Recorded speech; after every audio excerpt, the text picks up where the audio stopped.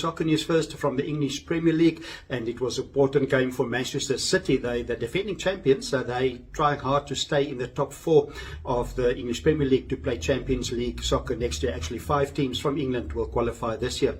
But a good result for Manchester City at home, beating Aston Villa by 2-1. That was a midweek game played, and it was goals early and goals late for Manchester City that did it. Firstly, they scored as early as the 7th minute. Bernardo Silva scored there, and then it was Aston Villa making it equal 1-1. That was a Marcus Rashford penalty that was in the 18th minute, and then the winner late in the game, 94th minute, it was Matheus Nunes that scored for Manchester City. English Premier League table at the moment, then Manchester City 3rd on 61 points.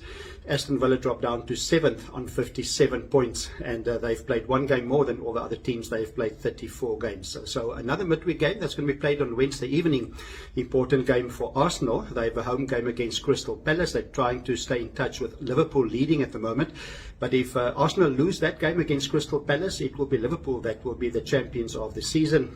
But if Arsenal win the game on Wednesday evening, it will be Liverpool that need to win. They've got a chance on Sunday then, playing at home against Tottenham Hotspur to win the title with a win there.